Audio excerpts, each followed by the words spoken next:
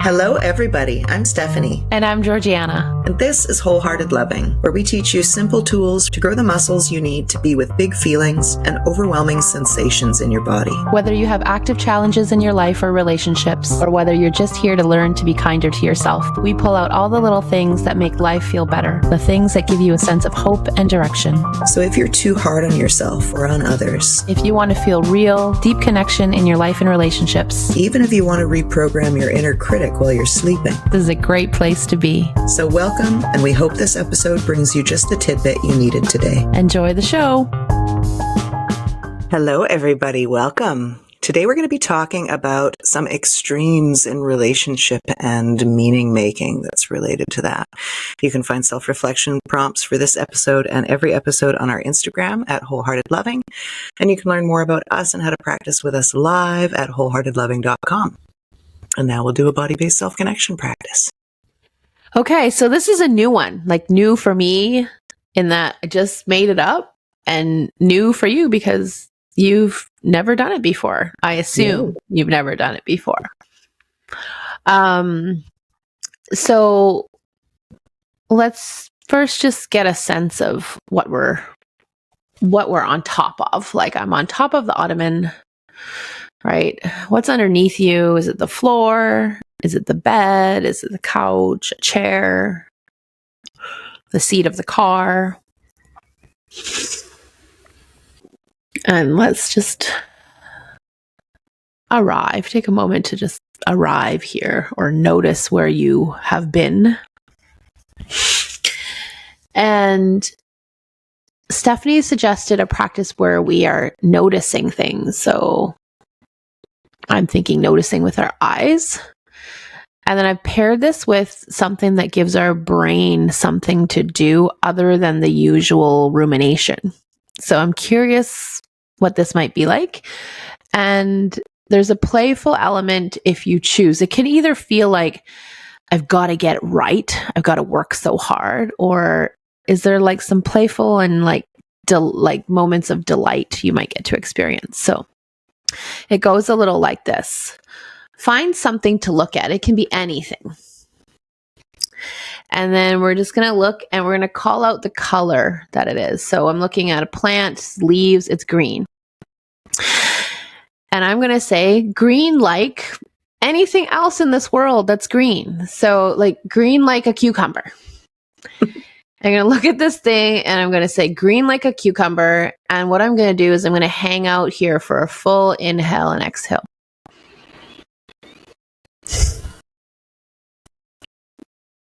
Gray like a carved bear from stone. Yeah. Which is, what's gray? An elephant. Yes. So gray like an elephant. Did you notice the smile on your face when you came up with elephant? Yeah. Yeah. Okay. So it sounded like Steph was a bit hesitant in the beginning because she was just describing the actual thing. Yeah. Which is totally fine. But the next element is like, think of something else that's that color that's not, what the thing is that you're looking at. So just turn to a different area of your space and find something else to look at and call out that color. This is yellow. So I'm going to say yellow like the sun. And just hang there for a breath. I've disturbed myself mentally. That I've made. Disturbed yourself mentally? How? The comparison that came up. So I'm looking at my purple phone case. Yep. And I'm like, a newborn baby that doesn't have oxygen yet? Yeah. That doesn't feel as nice as elephant. Okay, so try again. If you notice, hey, body feeling is not pleasant, try again. Purple like what? Purple like that fuzzy blanket over there. Nice. We can chat about this after. I'm just going to do this one more time. I think that's brilliant. Turquoise. Turquoise like the ocean in somewhere tropical. Oh,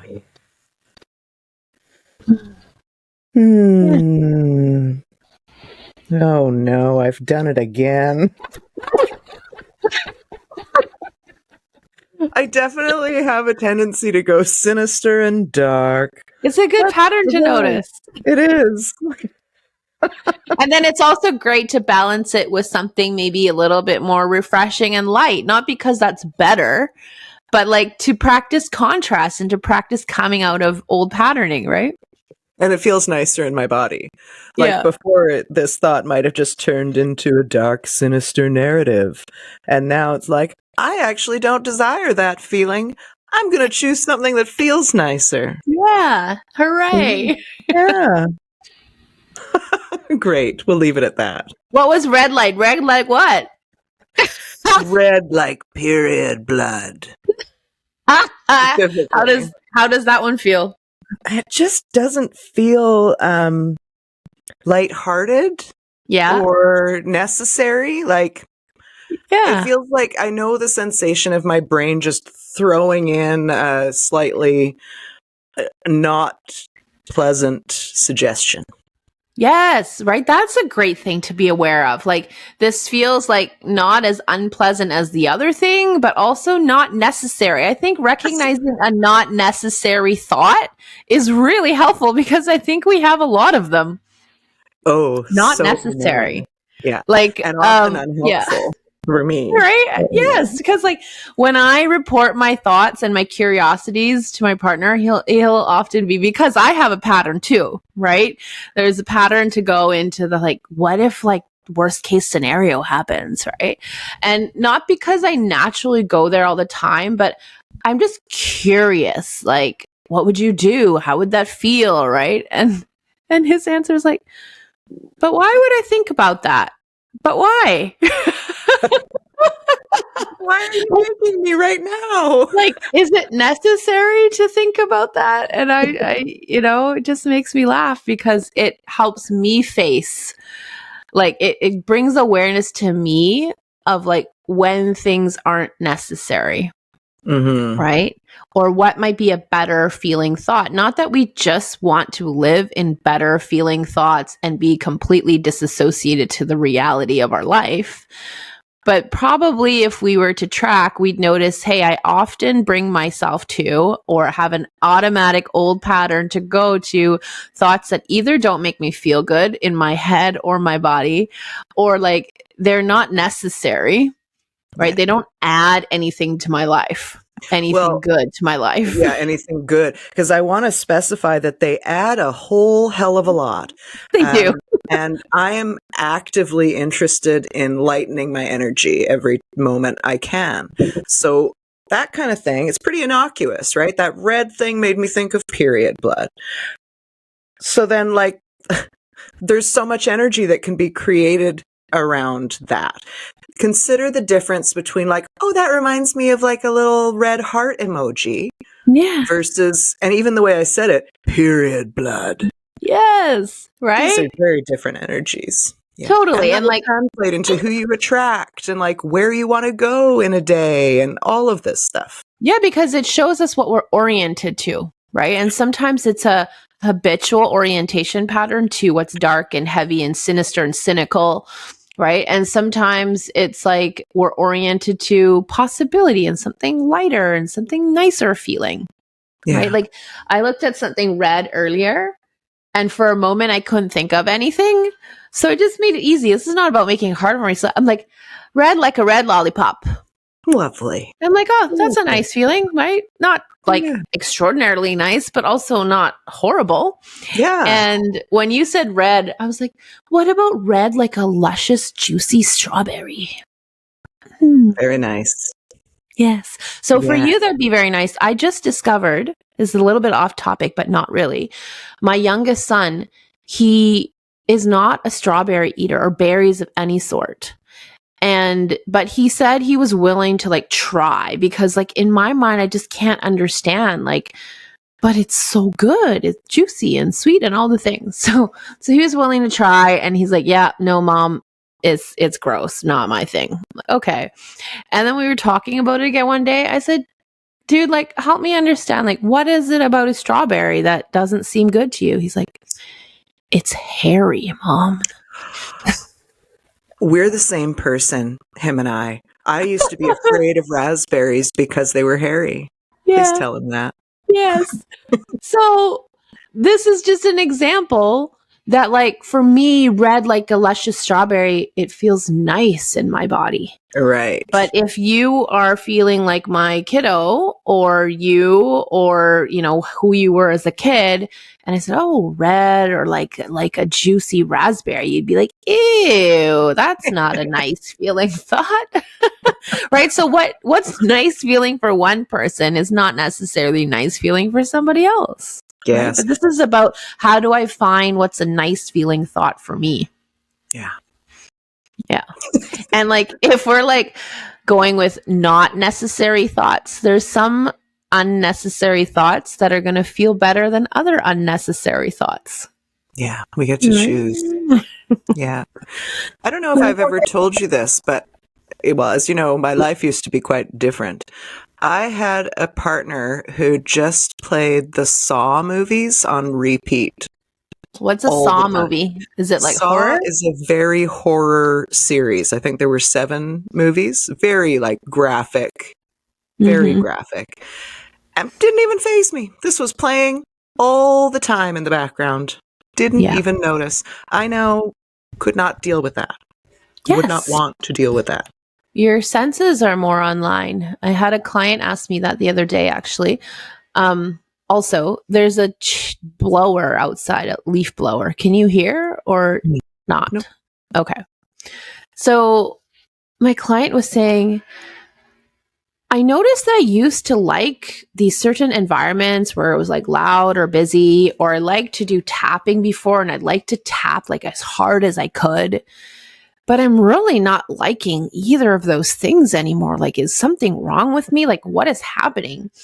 And we chatted about that. And we chatted about how our systems start changing, right? Once we become more aware and more connected, we might realize something that I've always thought was nice or pleasant, and maybe actually experienced it as pleasant in the past.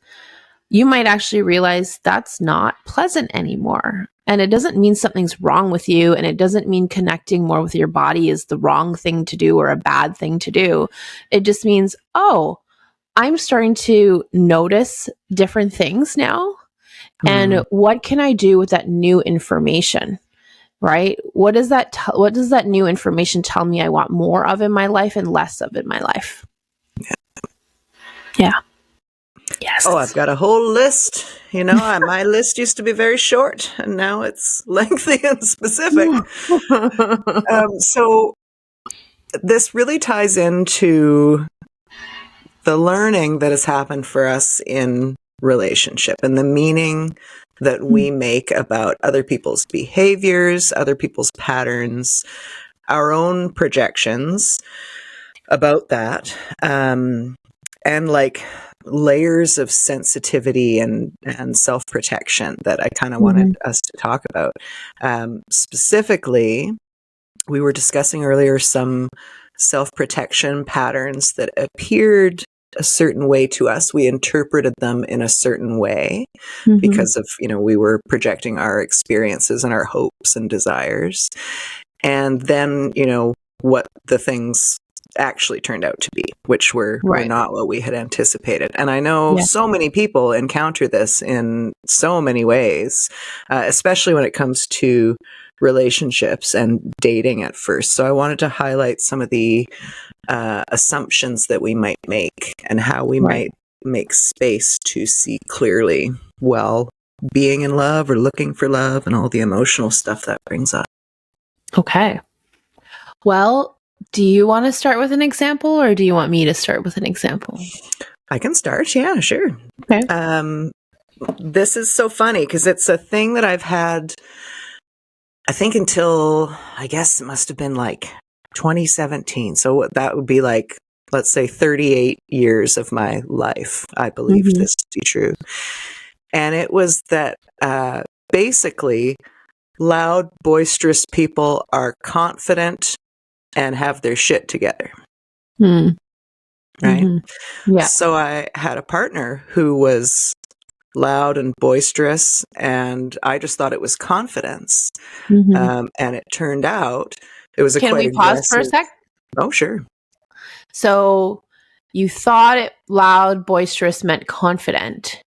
And like, how did it impact you to like believe that meaning?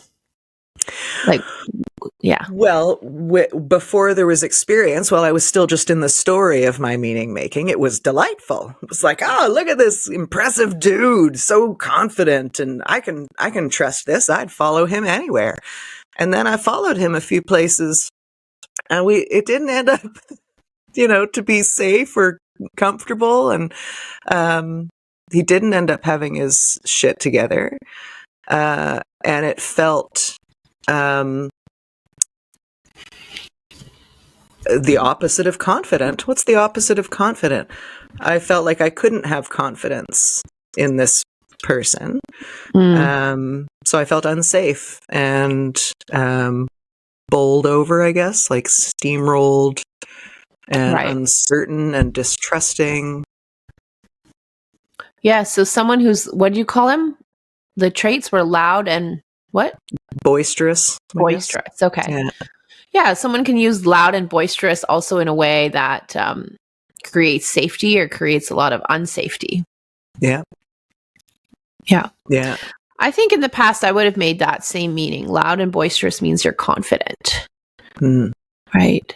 I might also give it a meaning that you're arrogant. Yeah. I could give it a meaning that I could trust you or that I couldn't. And this is what's really neat, actually, hearing you speak about it, is not just to get aware of our meaning making, but aware of this pattern to make an in the moment meaning that we believe is like factual and forever. Yeah, exactly. Right? So you had loud and I keep forgetting the word. What is the word? Boisterous. Yeah. Loud and boisterous is confident. And if we make it mean that, and we never actually collect the rest of the data, and we never show up to feel into the rest of the data, and we just assume that's accurate, and we assume that it's always means the same thing, we don't get to eventually see that maybe loud and boisterous also is mean and not kind and unsafe and insecure and the other things it could mean. I'm not saying it always has to mean that, but this reminds me of people who are dating and they'll ask me, well, he showed up like this, or he said this, or he did this. What does that mean? Right. Like, I don't know. It could mean a whole lot of things. And this is one data point of one interaction in one evening. I don't know. Like, what happens if we pay attention? And this is the importance of when you're getting to know a person in dating, but like also friendship, also work, like in human relationship, timing and pacing, honoring pacing is important. Instead of I'm going to take one moment glimpse of you. I'm going to make your behavior mean something, and I'm going to assume that's accurate forever. And I'm never going to check out any other data and feel into like how this feels for me in this moment. Is it still accurate that loud and boisterous means confident? Is it still true that loud and boisterous means I can follow you and you're a good, safe guide for me? Yeah. Right. We don't know that by taking like a one moment snapshot of someone. No. And I feel like I should amend my words. Loud and boisterous, and that also applies to lovely children and things. There's a bravado to it that, and so the funny thing is that as we're speaking, I realize that I've now just applied this in the opposite way. So now when I see someone who has the same qualities and is acting in the same way, I'm just like, idiot. Right. Oh, so it's gone the other way. Okay. Yeah. And then would it also go this opposite way of if you're like quiet and timid, then what does that mean? If someone's quiet and timid? Well, twofold. If I was expecting bravado and then one minute they were quiet and timid, I'd be like, that's not your role. You're bravado. Get it right. Oh, so it's very limiting of you. If I know Yeah. you as this Yeah. and I make it mean you're confident, you also now have no room to be human and never feel shy or timid or Oh, vulnerable yes. or any of those things. Okay. This Yeah, has that been a sounds fun. I'll sign major up. theme. Yeah. Yeah. Want to date me? Yeah. This has been a huge theme over the course of my life. But so was the question, what does quiet and timid mean? Or Yeah, like, so I'm just thinking of opposites. If we put a yeah. certain judgment on one set of character traits, like what if we look at the opposite sort of character traits? Like, Yeah. do you judge those in similar positive or negative ways? Very different today than previous.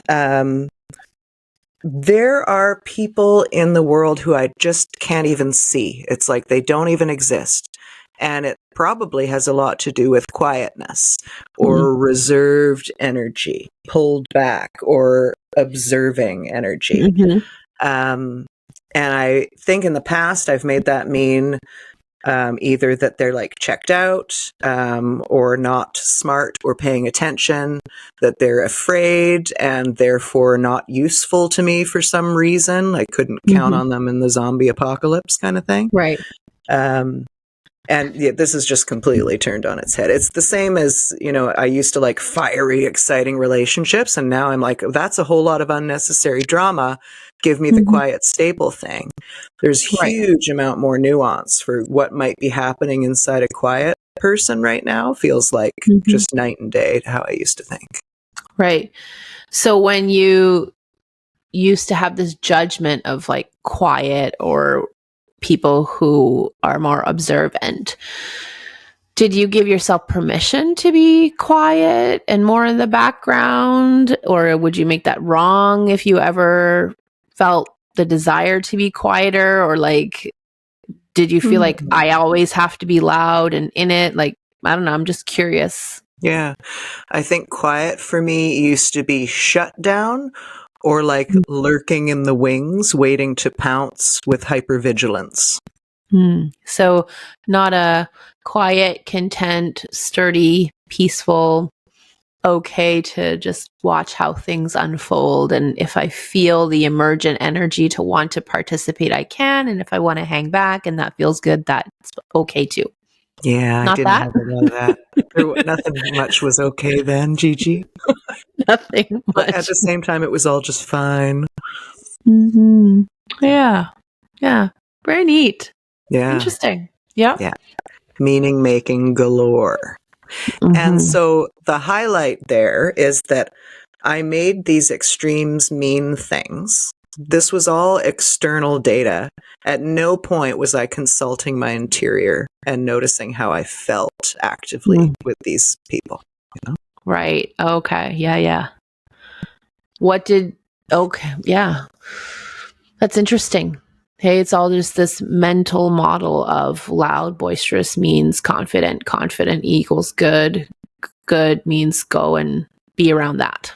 Be around that. And when it's not feeling good, I'm just railing against and trying to pretzel it into whatever I imagine it should be when it isn't that.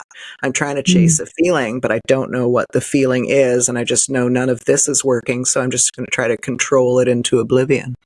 And then did you flip flop? Did you then start feeling drawn to people who were less loud and less boisterous? Or yes, what happened? I find, well, so yeah, the loud, and I really only want to be around loud, boisterous people if there's really a degree of measured propriety. Like I think I used to find it exciting and exhilarating when someone would like tip over the apple cart and set it on fire, like, oh, let's live, let's burn it all down.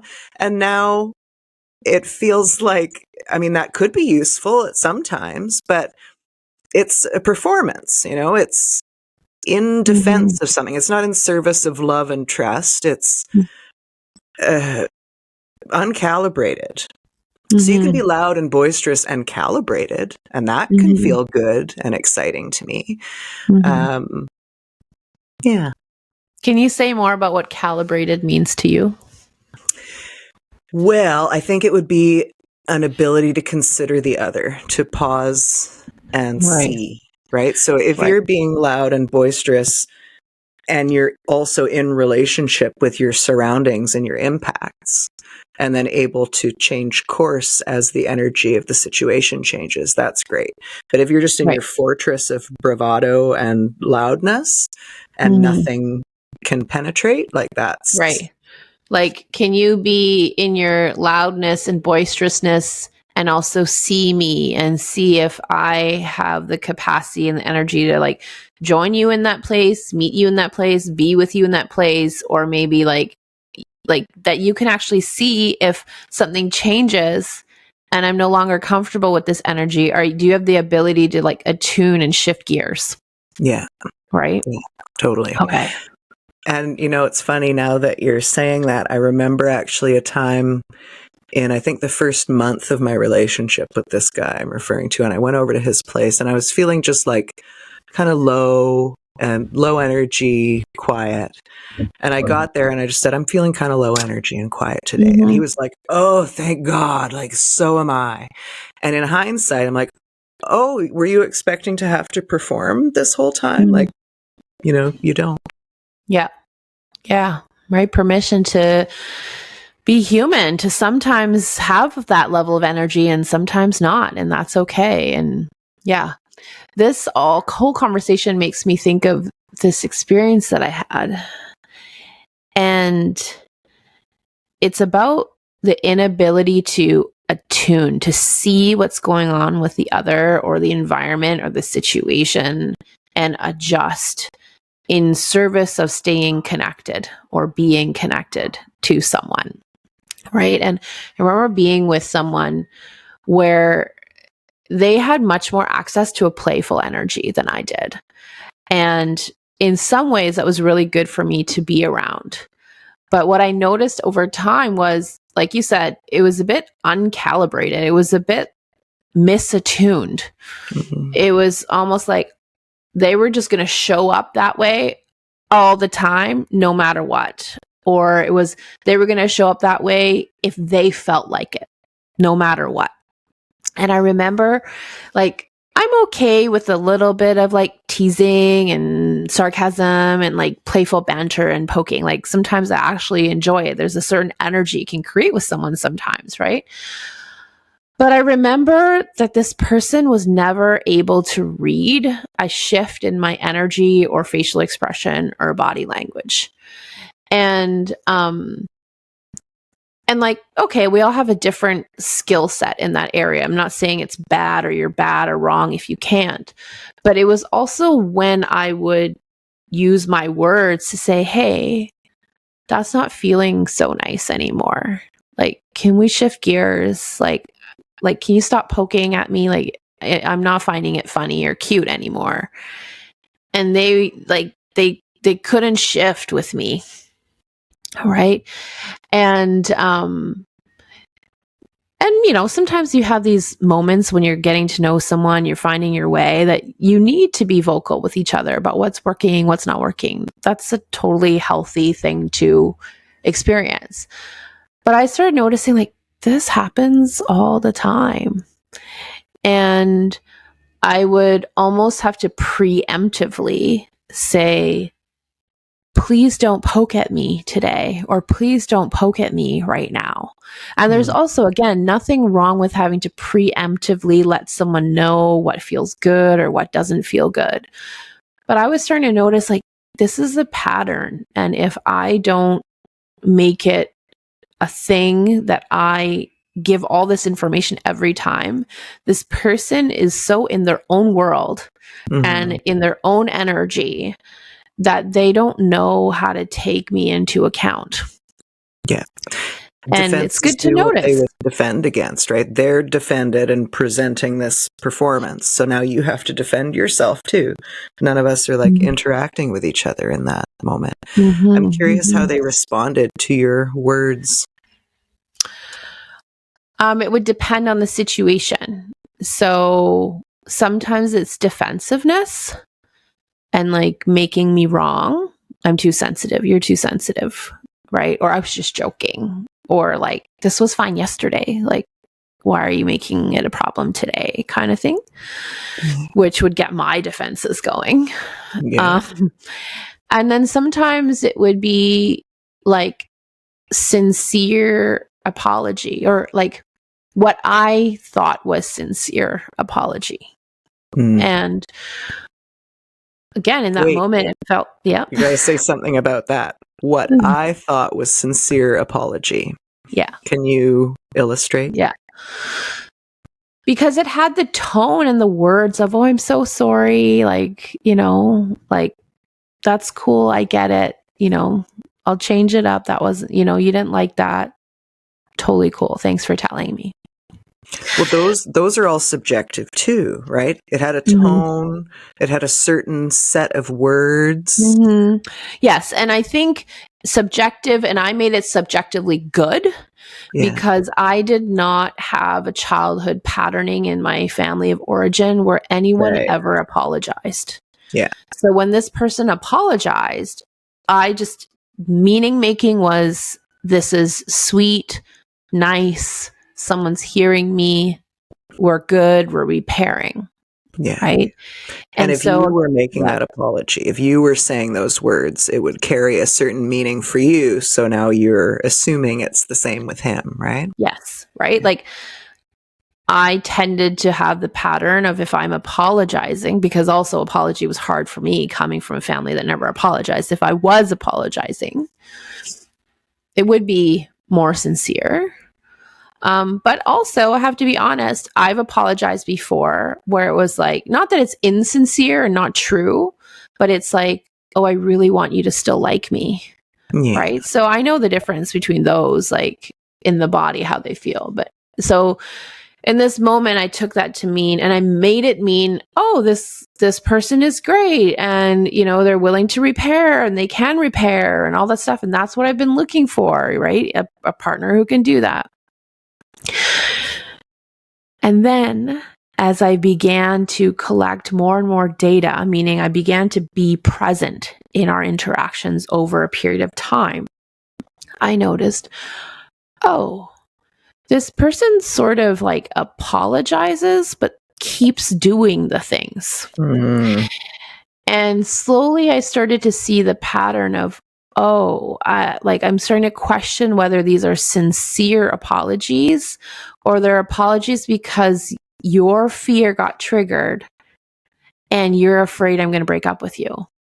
You're afraid that I'm going to pull away. So you apologize to keep me close.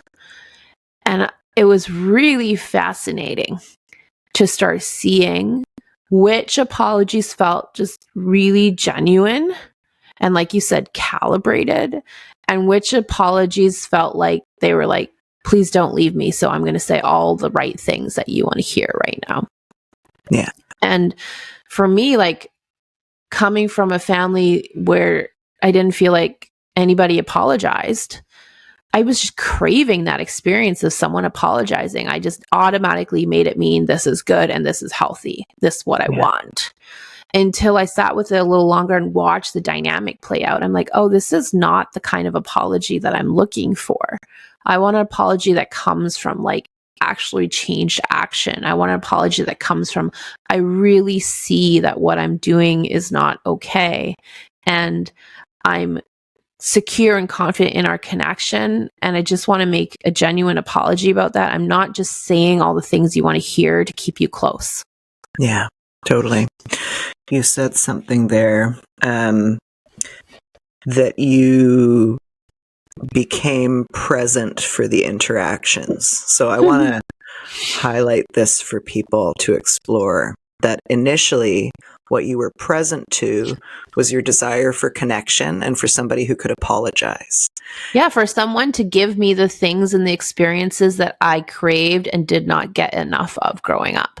Yeah. And like the second you give me a bit of that, I'm like, oh, this is so great. This is a great relationship. You're a great person. That's the meaning making I give it, because I'm going to say deprived of those kinds of experiences. I automatically label them as good and positive without any context, without taking the time to like see a more long-standing pattern. Right. And Yeah. obviously, if that's the first time, you don't have enough data points.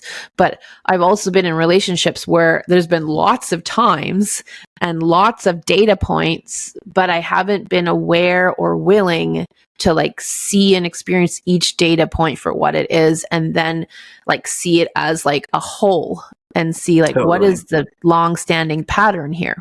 Yeah. And yes, of course, patterns have to be identified over time by nature. But there's something about this, what we're present to. So I wonder if you didn't have that experience of needing apologies that you had not received, and if you didn't have the experience of really wanting this relationship to work, you would have been present to something else. Right? If you were oriented to being present to your physiological responses to someone's energy, what might your experience have been? So like I want people to get that what we're experiencing in any given moment is a result of our focus and our unmet needs and our desires. And when we're talking about being present in the moment, it's a sensory body-based experience with a lot of quiet up in the head area, not a lot of stories running. Yeah. And even as I look back, when you ask me those things, when you say we take away this and take away this, and what do you imagine body sensation you would feel or notice? I'm like, it makes me realize I don't think I was really there in that way. I was physically there, but I don't think I was paying attention to like the nuances and the energetics of those moments. I just craved so badly that someone would apologize that I just automatically deemed that as good. Yeah. Right. I remember similarly,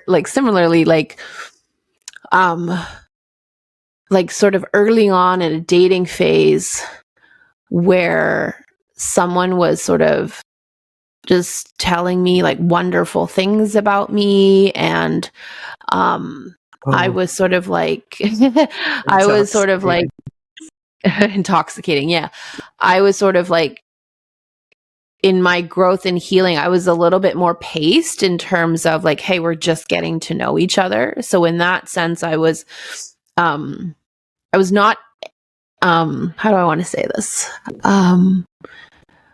I was not as into it as this guy was. And I was very upfront, and I said like, hey, I'm just energetically and emotionally getting out of something, even though it had been some time, and I'm just taking it slow and easy. And he's like, yeah, cool, all great, whatever. But like, he would send these really long-winded messages like about how great I am and how great it could be if I gave it a shot and all this stuff. And I was like, partly like, ooh, this is a bit much. Whereas in the past, I'd been like, oh, I'm loving it. You're saying all these things to me. You want me. You like me. I love it. So there's a little part of enjoying it, a little part of, I don't actually need this. Like, I know this about myself. And a little part of recognizing, oh, I think this is someone trying to chase me down now and lock me in. And what was interesting is, instead of feeling it in my body, how it feels to have someone be in that chasing mode, trying to lock me down, trying to convince me to open my heart to them, I went into my head. And I said, oh, this person's probably just a little anxious, and that's okay. I've been anxious before. I know what it's like, and it's okay. Right? I don't have to go at his pace, and I can pace it. And so we're all good. And those are all very accurate things. They're true things, right? And it's good, I think, to be able to have compassion and be able to say, hey, I've been anxious before. I've chased people before. I know what that feels like. I can have compassion. I don't have to turn this into a red flag. But the reality is, I think if I would have just read those messages and like felt into my body probably would have given me the signals of like, this is not a dynamic you want to engage in. Yeah. Like, this doesn't feel nice. Yeah. Yeah. It And takes over time, yeah. as I stayed in that relationship, it became more and more clear. I'm like, oh, this pattern that actually showed itself from the very first days and weeks is still here, and it runs the show. Yeah, it runs the show is the key, right? Like whatever's running the show is running the show most of the time. You can just step into the show and have a look and see what's running it, And yeah, we all have anxieties and we have moments, but if it's running the show, that's a lifestyle and that's what you're stepping into. Yeah, I have to be willing to sign up. Like, am I willing to sign up for this is how the show is going, right? Yeah. And this is not about shaming or blaming or criticizing anyone who's ever chased or isn't chasing energy or is more on the anxious side when it comes to attachment, because I've been all that stuff. Like, I have operated where my fear and my relationship anxiety ran the show completely. Yeah. Right. And I'm not saying that part of me was wrong or bad. It's just like, oh, it's running the show. It's good for me to know that. Yeah. Right? It's good for me to know that when I'm in the energy of letting that run the show, and to be curious about, what's causing it to run the show. How can I support myself in the fears and anxieties that are showing up, that are causing me to show up this way in relationship? What needs to be healed and held? And when I'm in dynamic with someone where that anxious energy is running the show, it's not about judging them or making them wrong or saying like, you're never worthy of being in a relationship and I'm way better than you and too good for you. It's about asking myself, like, at this point in my life, is this a dynamic I want to sign up for? Right. And sometimes it's like, it's not really a dynamic I want to sign up for, but I like these other elements of this person. And so it's a dynamic I'm willing to like heal through and work through with this person because they're also open to heal and work through it. Right. So it's not so black and white, but it's more about bringing presence to like, what is showing up and what am I saying yes to? And am I actually okay with that? And having like, there's so much agency in that it can kind of be scary, right? Like having to make choices or miss out on a potential connection because something isn't feeling like what you want to commit to. That can be a scary proposition. And it's so important. I've seen something on 90 Day Fiancé that I have never seen on any of the other 90 Day Fiancés. And it's a woman who, they know each other online or whatever, if they've met on holiday, and then they finally are now spending actual time together and discovering who they are. And surprise, surprise, things are often different than they anticipated. And so this one woman is she's realizing that her partner blows up whenever anything goes wrong. It's a huge dramatic, like very dramatic blow up. Yeah. And in every other case in 90 Day Fiancé, like probably literally every other case, they just do the pretzel thing. They just try to contort themselves or change the other person to make this uncomfortable dynamic different. And for the first time, I've seen this woman just goes, if this is the way that communication happens, like I don't need this in my life. Yeah. Period. Yeah. And like no judgment about you or you're a terrible person or whatever. Just if this is what's on offer, I'm not signing up for it. Yeah. No, thank you. Right. And that I've done so much pretzeling in my life in all the different ways. And it feels really good to be at that place to be able to feel into what it's like to be in connection and dynamic with someone and notice, if I see this person one more time, if I spend another week, month, year, 2 years with them, what would I be signing up for? Yeah. And am I okay with that? What will be the energy, Yeah. Was it this episode where we did the colors? The period blood versus the lollipop. Like, I don't know, which one do you want to sign up for the next 2 years? Well, it's interesting because often when I'm working with people, and we have, of course, developed a rapport and a safety and a connection with each other and a place where there's room for blunt honesty. When I ask permission, they say yes. And there's like a ability to like connect to lightness and poke fun at ourselves a little bit and be compassionate. So they'll describe a situation that they're in, but like usually in the source of a complaint, right? Or a series of complaints or a series of what's not feeling good. And then I'll be like, hey, can we just play a little bit? Can we just imagine like I've drafted you 2 documents and like it's a contract, and one of them is exactly what you said to me right now. Like it sort of just highlights the dynamic that you're in. And I present it to you. Are you like eagerly excited to sign the contract and say, yes, please sign me up for that? And then they get this wild look on their face. And like, I don't know if they're startled or mortified or find it humorous and like delighted at the clarity at the same time, a mix of all those things. They're like, oh, well, when you put it that way, right? And then when I offer, well, what about this other contract that I could slide towards you where you get to experience this and feel this way? They're like, like the whole body has a shift. Oh, that's possible. Oh, between those 2, I definitely sign up for that other one. Yeah. Okay. Nice information. You don't have to change anything about your life, but that was an interesting moment. That's a revealing moment. Yeah. Right? Yeah. It's a great exercise. Yeah, wow. Because when it's just a contract and like you just list all of the experiences you would be signing up for and the dynamics you'd be signing up for, on that piece of paper, it's not about being chosen, being loved. Like, it's not about having, like, it's not about our attachment to a vision with this person. It's not about the chemistry and the bonding chemicals and all that stuff. It's like, it's not about the number of years I've invested in this relationship already. It's not about like, well, if I break up, then I'm going to have nowhere to live, right? Like, it's just about like, it are these dynamics and is this feeling experience, right?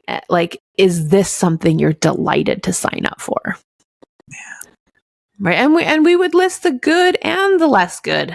I'm not saying like, let's just list all the things that are not pleasant, but let's just like face reality here for a moment. Yeah. Yeah. And I'll say facing reality with a skilled counselor might be different than facing reality when you're home alone listening to this podcast. So maybe, you could play with making your own contract. I imagine there's a lot of people listening now going, I am about to make some lists. And there's so much in there. Our projections are no joke. So when we're talking about these dynamics and what you're experiencing with your partner, we bring our own contribution to that dynamic, right? So make these lists, and I guess I would add, explore how you contribute to this contract as well. Of course. Yeah. Yes, of course. Yes. It's always a dance between 2 people. Yeah. Right? I think it would be really easy for people to go on a few dates and then write up the contract and like write somebody off. I guess I'm projecting. I mean, I feel like this is really funny because if I look at, who I'm with now and people I've been with in the past, there's actually some similarities. And in the past, I would have made it mean a totally horrible thing. Oh. And like now I'm like, that's not a horrible thing. It's just a human thing, or it's an endearing thing even. Yeah. Right? Or this is a thing that I wasn't okay with a previous partner. I'm okay in this relationship with it because there's all these other things that show up that I need here. Like, and it's not like well, I've got this, so it's okay if that sucks. It's I've got this, and it makes me realize that other thing is really not a big deal.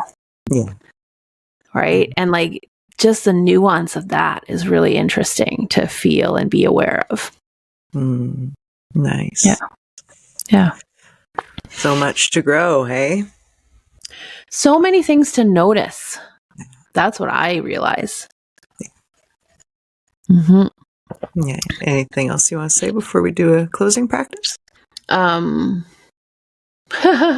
I have an example of like with he could make everything into like something light.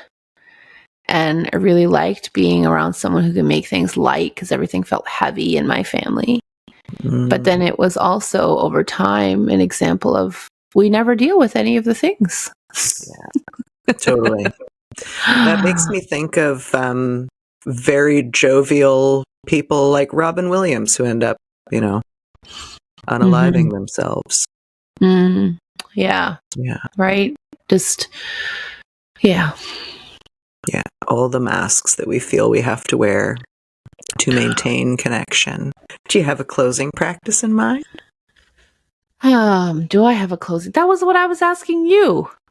Were you? I thought so. That's hilarious.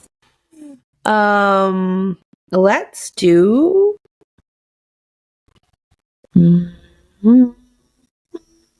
like, do we do our funny faces?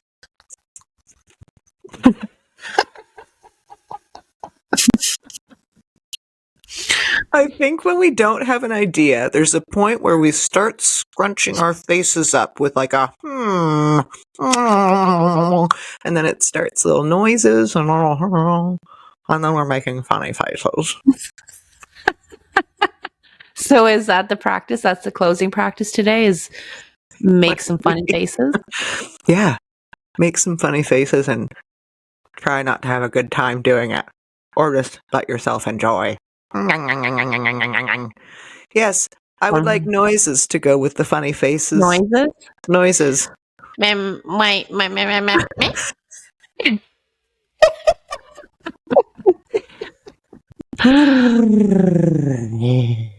Beep boop, beep beep.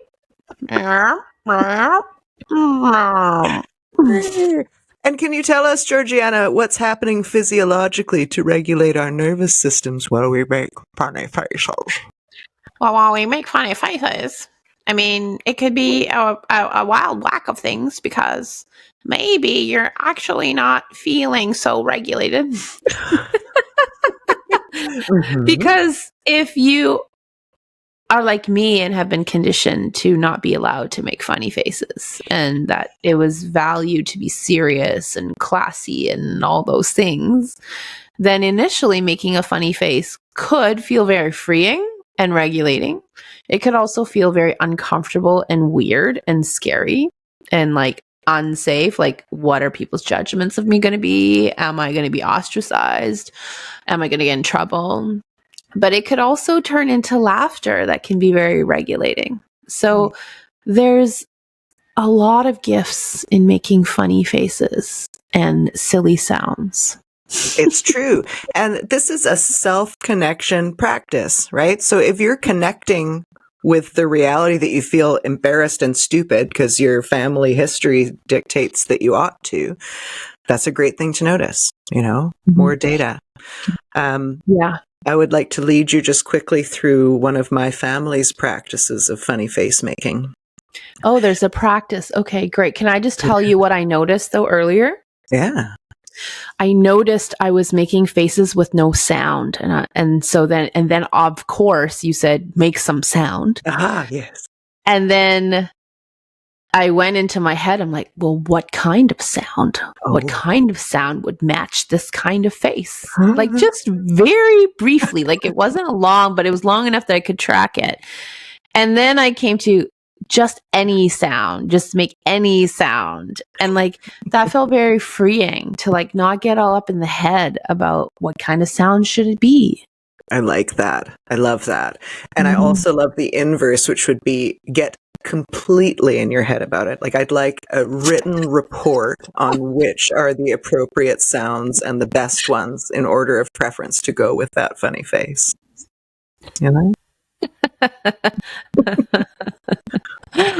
Yeah. That, could you imagine writing that essay out? Yeah. I would deem that as not necessary. Not necessary? I'm like, that's a life-changing essay right there. It's going to transform you is what it is. I'm going to end it with, don't think about this. What a waste of time. Just make a sound. Yeah. Which is the conclusion you want to be able to get to. I mean, at least I think that's a conclusion I would like to get to. Yes, agreed. Right. So at some point, and I think it was it could have been either of my parents who brought this up, but I brought this immediately to my friend group, and still my friend Carl will sometimes suggest that we do this together. And it's simple. Anyone can do it. Only takes a second. It's just open all the holes in your face as wide as they can go. And after that is tiny face. Okay. So, I mean, I guess there'd be a... Oh, was that a good one? I think I hurt my ears doing that. You can hurt yourself. And now, for contrast, you're going to make your face as tiny, everything as tiny as possible.